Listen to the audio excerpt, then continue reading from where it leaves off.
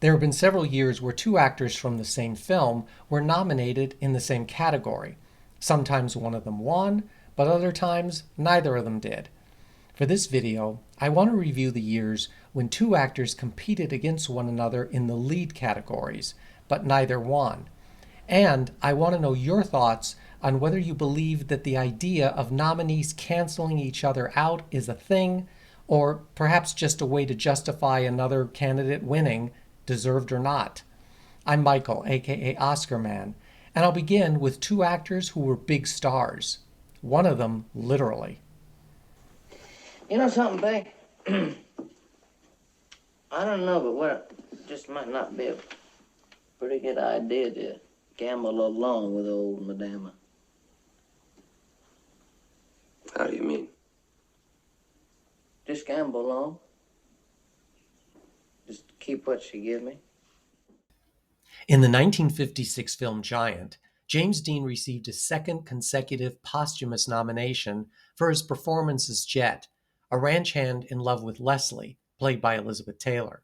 My, you sure do look pretty, Miss Elizabeth. You always did look pretty. Just pretty nigh good enough to eat. Wait a minute. Movie idol Rock Hudson earned his first and only nomination as Bick, the husband of Taylor. Now you're gonna throw that up to me. I thought what we said on the train was in confidence. Of course, darling. I'll never forget a single word you said to me. Watching these two film legends on screen during this 3 hours plus epic drama, based on the novel by Edna Ferber, makes me appreciate the tremendous effort put forth by director George Stevens, who won the only Oscar out of Giant's 9 nominations. James Dean and Rock Hudson were nominated alongside Kirk Douglas in Lust for Life, Laurence Olivier for Richard III, and Yul Brynner, who won for The King and I. Did Dean and Hudson cancel each other out, or was Brynner's performance in the wildly popular King and I the right choice? By the way, I need to mention that there are more co-nominees in the lead actor category than lead actress. I wonder why that is. No doctors, no cops. Don't be so stupid. What the hell you want me to do? Florida, you got me to Florida. Oh, hell, I can't go to Florida now. Just put me on a bus. Just put me on a bus. I don't need you. You got the damn fever. Well, how the hell are you gonna get to Florida? Just get me on a bus. You ain't sending me to Bellevue. Dustin Hoffman received his second Best Actor nomination for 1969's Midnight Cowboy, the year's Best Picture winner. As Ratso Rizzo, Hoffman's devastating portrayal remains iconic to this day. Times, you know what I mean? They can't be trotting down to Times Square to pick out the merchandise. They gotta have some kind of middleman. And that's where old Daniel comes in, you know what I mean? Hey, I'm walking here. I'm walking here. In only his third film and first major starring role, Jon Voight earned his first nomination as Joe Buck, a small-town hustler looking to make his mark in the big city. Got blood on your jacket. I don't want to talk about it.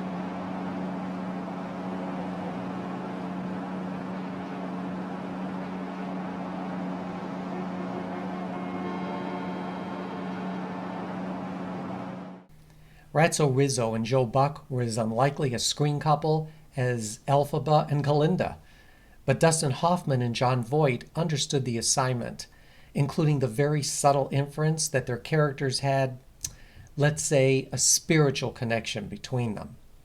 Interestingly, while both were nominated at the Golden Globes, Hoffman won at BAFTA, while Voight won the New York Film Critics Award. Now, some have suggested that Voight was the lead and that Hoffman should have been placed in supporting. If you go by screen time, then yeah, there's something to that. However, Hoffman was a star by that point, whereas Voight was a newcomer to films, so they were both pushed for the lead actor category. Who did they compete with? Peter O'Toole in Goodbye, Mr. Chips, Richard Burton in Anne of the Thousand Days, And yeah, none other than John Wayne who won for True Grit. Now, do I think that Dustin Hoffman and Jon Voight canceled each other out? I'd say yes. But there were also two strong sentimental choices, Burton and Wayne. The Academy seemed to like nominating Richard Burton, but not voting for him. He'll show up again later in this video. But let's face it, there was no way the industry was going to pass up the opportunity to honor a Hollywood heavyweight, especially in a film that was a critical and commercial success. True Grit made it easy to justify Wayne's win. I would have been fine with him receiving an honorary Oscar, but he just wasn't... Oh, never mind. What do you think about the Midnight Cowboy stars? Could things have gone differently? Why'd you take the chance of lousing up her marriage? Why'd you say to me, you better have that baby, because if you don't, you'll never hold on to Wayne? Why'd you say all that? I'm just curious. You have a curious memory. But don't we all? As I remember, I said if you had an abortion, you might lose weight. Anne Bancroft, an Oscar winner for The Miracle Worker, scored her fourth lead actress nomination for 1977's The Turning Point as Emma, an aging ballerina.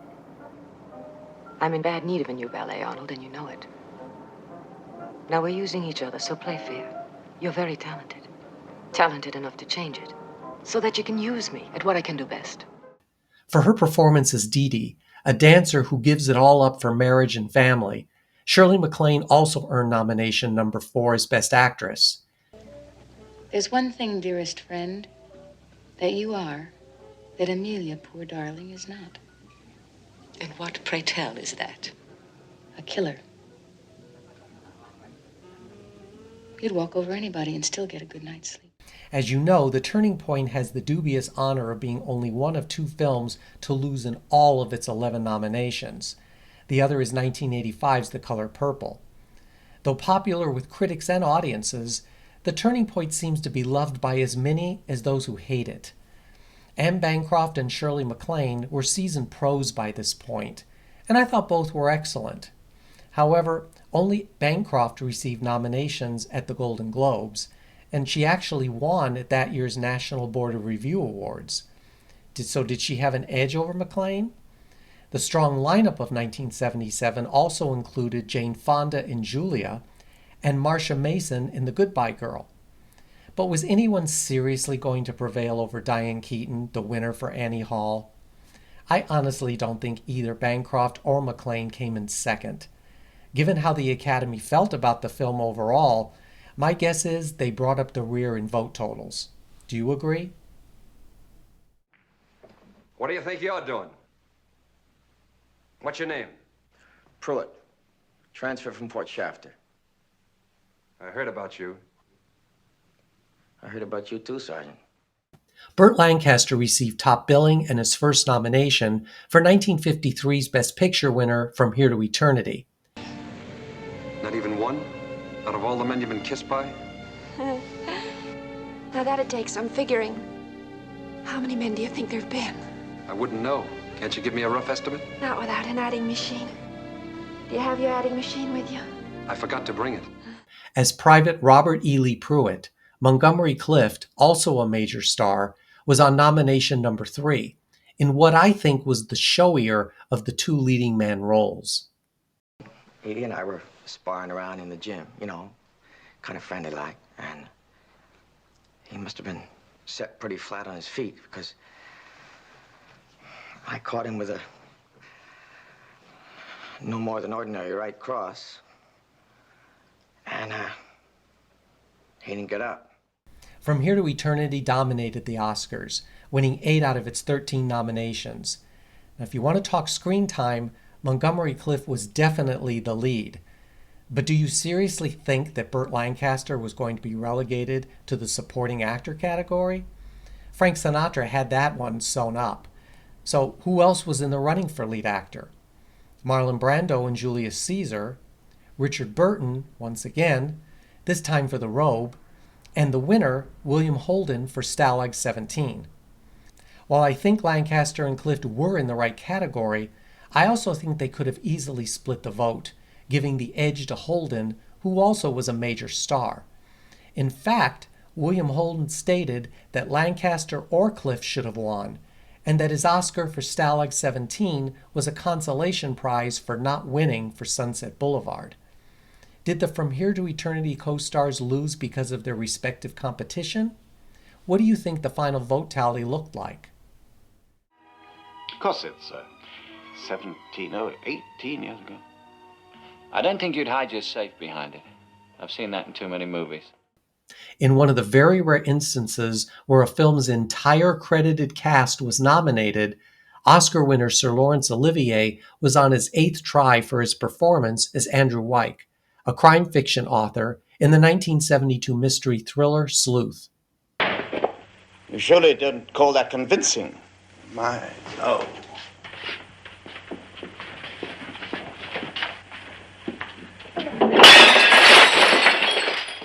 Let literature fly to the four winds. Let the contents of doors be strewn like autumn leaves. Michael Caine received his second Oscar nomination for his role as Milo Tyndall, Olivier's sparring partner. That you actually terrified me to death. I stood on those stairs, looking down and realizing that my coat sleeve button, the banister, the nail on my 4th finger were absolutely the last things I was going to see, ever. Nominated solo at the BAFTAs and with Caine at the Golden Globes, Olivier won that year's Best Actor award from the New York Film Critics, after voters deadlocked between Marlon Brando and Al Pacino for The Godfather, and they compromised on Olivier. I think this is an easy one. Neither Olivier, Caine, Paul Winfield in Sounder, nor Peter O'Toole in the ruling class were going to come anywhere near close to Brando. In this instance, I think all 4 nominees canceled each other out. You fell in love with Sebastian, didn't you, last summer? I tried to give him what you had always given him, the tender understanding and the love you gave My him. son and I had a rare and wonderful love and trust between us. A sort of contract, a covenant between us. Oh, I know. He broke I know it. He broke about that the covenant between us. Already an Oscar winner and now on nomination number 8, Katharine Hepburn's turn as Mrs. Venable in 1959's Suddenly Last Summer came about despite her reported intense displeasure at the making of the film. Because the work of a poet is the life of a poet, and vice versa, the life of a poet is the work of a poet. I mean, you can't separate them. A poet's life is his work, and his work is his life in a special sense. In another instance of what I thought was having the showier role, Elizabeth Taylor was on her 3rd consecutive nomination, this time as Kathy, a woman who, well, had some serious issues. He was lying naked on the broken stone. And this you won't believe. Nobody could believe it. It looked as if they had devoured him. Suddenly Last Summer was a mess of a film. Censors would not allow playwright Tennessee Williams' themes of incest, homosexuality, and cannibalism to be discussed directly, instead barely hinted at. The film is too long and stagey for my taste, but I do think Elizabeth Taylor gave one of her best performances. She won the Golden Globe that year, though Hepburn was also nominated. Now, did these 2 screen legends really battle it out for the Oscar? Let's see. The ballot also included Doris Day in Pillow Talk and Audrey Hepburn in The Nun Story. Love Doris Day, but I don't think she could have been a contender. If Hepburn and Taylor canceled each other out, what about the other Hepburn? Was her previous win for Roman Holiday a reason to pass on her performance? The winner, of course, was Simone Signoret for Room at the Top. Okay, Signoret's performance was short for a lead actress, but Katharine Hepburn's screen time was even shorter. I've said it here before, I loved Simone Signoret in the film, and I think she deserved to win. Elizabeth Taylor could have been the spoiler, but I believe it was the other Hepburn, Audrey, who knocked Taylor out of first place. Tell us what you think happened in that most interesting year.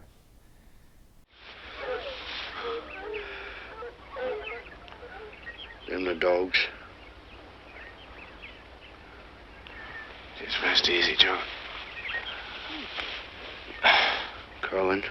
Yeah. We gave him a hell of a run for it, didn't we? 1958's The Defiant Ones was a powerful story of two escaped convicts learning to work together as they fight for survival, putting aside their perceived differences based on race.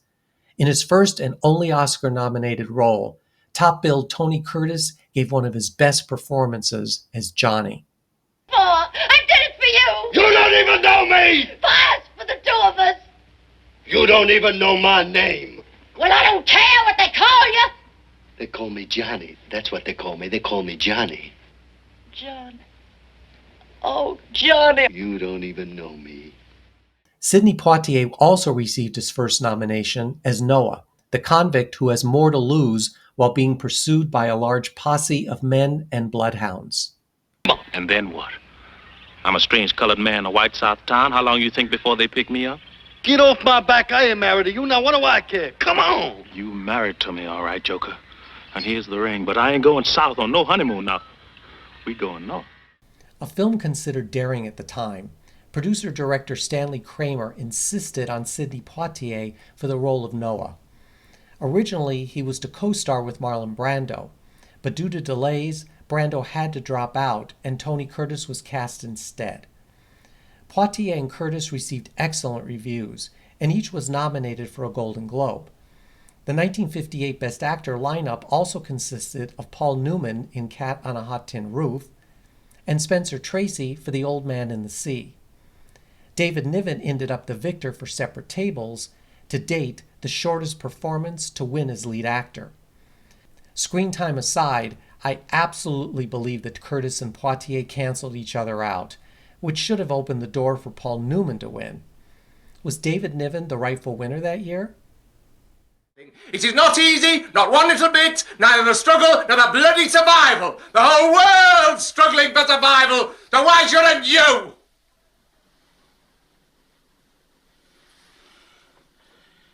My dear Norman, I seem to have upset you. I apologize. Why is 1983's The Dresser important for this video? Well, believe it or not, it was the last time two actors were nominated from the same film in the lead category. Also notice a recurring theme here, that is, films based on plays. Anyway, Albert Finney played Sir, a character which brought him his third nomination. More, and I was watching Lear. Each word he spoke was fresh invented. I had no knowledge of what came next, what fate awaited him. The agony was in the moment of acting created. I saw an old man, and the old man was me. Tom Courtenay earned his second Oscar nomination for the title role, that of Norman, the Dresser. Say, you of all people, you disappoint me, if you don't mind my saying so, sir. You who always say self-pity is the most unattractive quality on stage or off. Struggle and survival, you say. It's all that matters, you say. Struggle and survival. The Dresser truly consisted of an equal partnership, with Albert Finney and Tom Courtenay sharing almost equal screen time together. Finney had a slight edge. That said, Courtenay tied at the Golden Globes with Robert Duvall, who won the Oscar for his performance in Tender Mercies. The other nominees were Michael Caine in Educating Rita and Tom Conti in Reuben Reuben. Yeah, I know, 3 English actors and a Scotsman competing against the American. I don't think any of that has ever influenced an Oscar win. For me, Robert Duvall won on his 4th try in a show of industry support. True, Tender Mercies wasn't seen by many in the theaters, but it was shown on HBO right around voting time, so that may explain Duvall's win. I'd say Finney and Courtenay, both excellent, canceled each other out. Your thoughts? It saves you dirtying your fingers. But then you dirty the fork. Yes, but it's washable. So are your fingers. I don't see the point. Well, it hasn't any, practically speaking, but it's refined. It's subtle. It's very unknown. You must order me some. 1964's Becket was noteworthy not only because it also was based on a play, but because it starred two of Oscar's most famous bridesmaids. Richard Burton was hoping to win on nomination number 3 as the title character, Thomas Becket. Is in the gravest danger. All in this assembly know how faithfully I've served my lord the king. It was he who willed that I be archbishop, and it was for love of him alone that I accepted. I am innocent of any wrongdoing in my administration of the king's treasury as chancellor or at any other time. A relative newcomer compared to Burton, Peter O'Toole as King Henry II had only been nominated one time prior, though he ended up with a career high of 8 nominations and no wins. Crush him. But at least he gave me with open hands everything that is at all good in me. And you have never given me anything but your carping mediocrity and your everlasting obsession with your puny little person and what you thought was due to it. That's why I forbid you to smile while Becket is being destroyed. Becket was nominated for 11 Oscars, but only won 1 for adapted screenplay. So it's a small wonder why neither Burton nor O'Toole took home a Best Actor statue. However, both were nominated for a Golden Globe, and O'Toole actually won. 1964's Best Actor lineup consisted of 5 foreign-born actors. In addition to Burton and O'Toole, there was Peter Sellers for Dr. Strangelove, Anthony Quinn in Zorba the Greek, and the winner, Rex Harrison, for the blockbuster My Fair Lady. I think this was Harrison's to lose, and if Burton and O'Toole canceled each other out, Quinn already had 2 Oscars, and Sellers was at best a dark horse. And I'm not disparaging his performance, I'm strictly speaking of the Academy's predilection to vote for the safer choice. Now, despite what you may think of Rex Harrison's performance and win, is it fair to say it was hardly a surprise?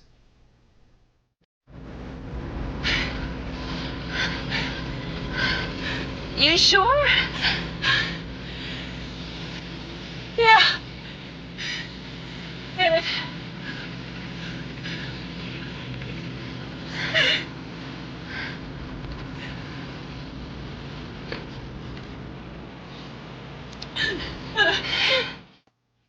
The last time 2 actresses from the same film competed against one another for the year's lead Oscar was in 1991's Thelma and Louise. The iconic film about 2 women who embark on a crime spree set against the backdrop of feminism, Susan Sarandon was Louise, the one who sort of sets the wheels in motion. Now, do you want to come out of this alive? You know, certain words and phrases just keep drifting through my mind. Things like incarceration, cavity search, death by electrocution, life imprisonment, shit like that. You know what I'm saying? So do I want to come out alive? I don't know. I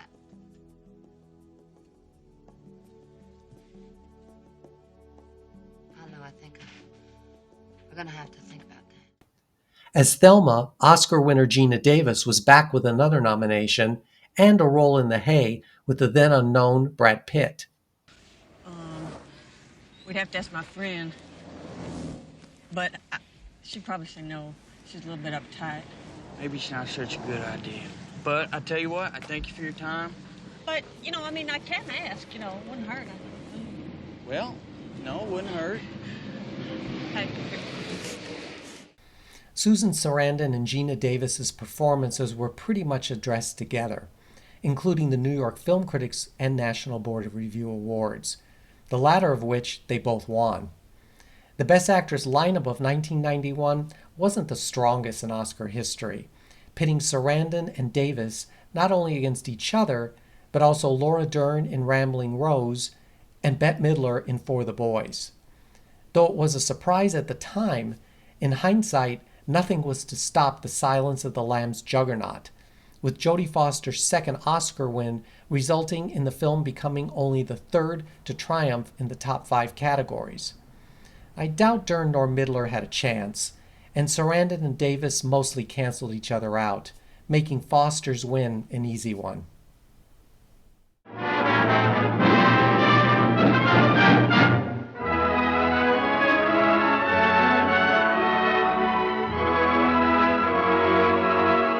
Voyage of the Bounty. 1935's Mutiny on the Bounty had not 2, but 3 nominees in the Best Actor category. Clark Gable and Charles Laughton were already Oscar winners, and Franchot Tone had to settle for the lone nomination of his career. Of course, if we can't make Westing, we shall have to turn round and go back by Africa. In that case, we shall have to put in for supplies at Simon's Bay. We'll need them. This ship has worse food and less of it than a prison hull. And that Clark of yours, I'm sorry, but I don't trust him. Who asked you to meddle with my clerk and his supplies? You can't get much from a man with a lank belly. I have to work these men we feed, you know. Men, rascals, and pirates. Did you see them growl at the flogging? I'll teach them what flogging's like. My advice, sir, if you'll take it, is not to be too harsh with it. Since I first sailed on the Bounty over 4 years ago, I've known how men can be made to suffer worse things than death. Cruelly, beyond duty, beyond necessity. Captain Bligh, you've told your story of mutiny on the Bounty. How men plotted against you, seized your ship, cast you adrift in an open boat. Of the 3 actors, Clark Gable had the most screen time, but it was negligible. Paul Muni's nomination for Black Fury is listed as a write-in on the Academy's site, but it also says Muni came in second, with Laughton in third. The winner was Victor McLaughlin for The Informer, and based on what I've read about that year, the Academy's choice was considered the right one. Note, the only other time there were 3 acting nominees from the same film came in 1963, when Tom Jones had 3 nominees in the Supporting Actors category. The remaining competing duo is from a film many of you love and love to talk about. But let me first offer my appreciation for taking the time to watch my latest opus. The Oscars have been part of my life for, let's say, a while, and I never imagined there would be others who love talking about them as much as I do. When the video concludes with what I hope you will find an amusing tribute of sorts to an Oscar-winning legend, please click on the like button and become a subscriber if you're not already, so you can join us for weekly videos and daily polls, where you vote like an Academy member. Tell you what, we'll put Stanislavski on his plane, you and I, and then go somewhere and talk. Well, if I'm not in the way. I won't be a minute.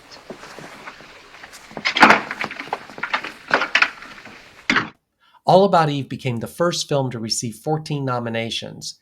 Its 2 leading ladies, or for some of you, the 2 who received top billing, competed with one another for Best Actress of 1950.